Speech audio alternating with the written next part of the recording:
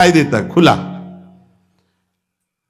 वो एक दृष्टि होती है उसमें दिखाई देता है। अंतर में ब्रह्म बैठा हुआ शांत मौन है और ये समझ नहीं पा रहा, केवल नाटक पे लगा हुआ है।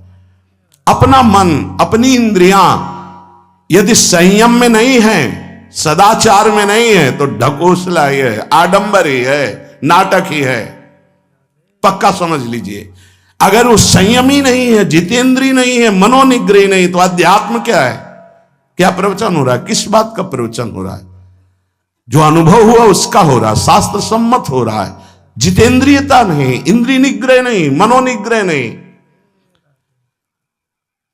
छठवां सदाचार परायण, अर्थात इंद्रिय और मन शास्त्राज्ञा के अनुसार चले। जिसका इंद्रिय मनोनिग्रह युक्त समय व्यतीत होता है भगवत चिंतन में, वो महापुरुष है, अभी वर्तमान में ही है। चिंता मत करो, स्थिति जागृत होने में देर नहीं। बंद रखो अपनी खिड़कियों को, कहीं माया की हवा ना घुस जाए।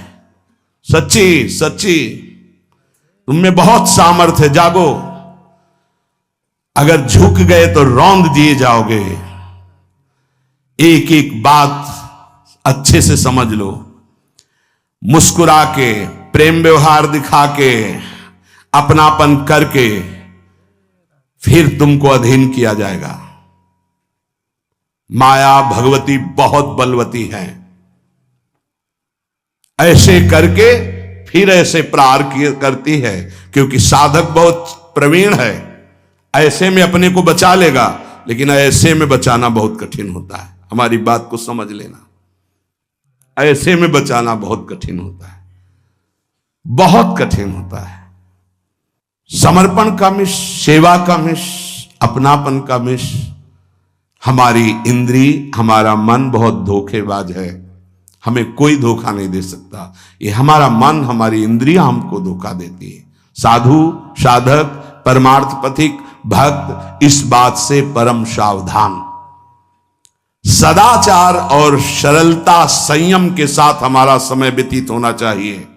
किसी के गवाही की जरूरत नहीं है, किसी के प्रमाण की जरूरत नहीं। आप खुद अपने हृदय की भूमिका को नाप लीजिएगा, कितनी ऊंचाई पर चढ़ रहे हो आपको खुद अनुभव में समझ में आ जाएगा।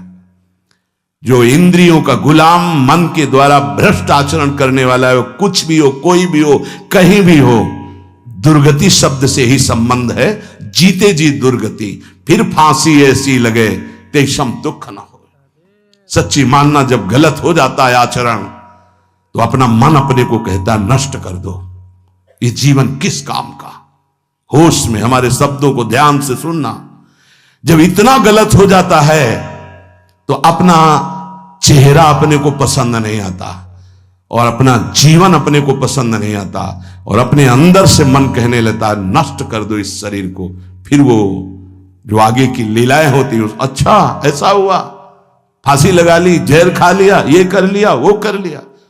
वो इन्हीं इंद्रिय और मन की फिसलन को नहीं सह पाया।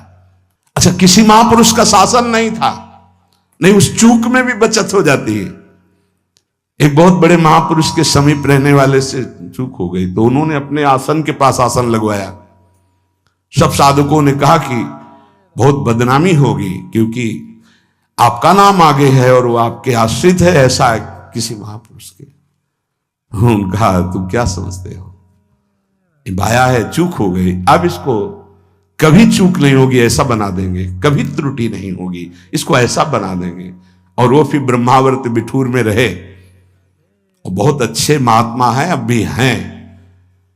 अगर संत का शासन है और आपसे चूक भी हो जाती है, तो ऐसा बना देंगे कि दोबारा चूक नहीं होगी। पर इंद्रिय और मन को छूट देकर मनमानी आचरण करने वाला कभी साधक नहीं हो सकता, पक्का।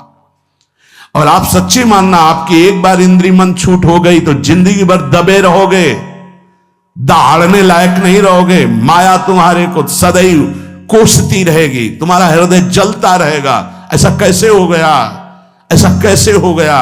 जब ऊंचाई की तरफ सोचोगे तो सामने वो अगर प्रायश्चित करके मिटा दिया है तो बात है, नहीं तो वो कर्म सामने आ जाएगा। लगेगा नहीं, हम इसी ऊंचाई लायक नहीं है, नहीं हम इस ऊंचाई लायक। आपसे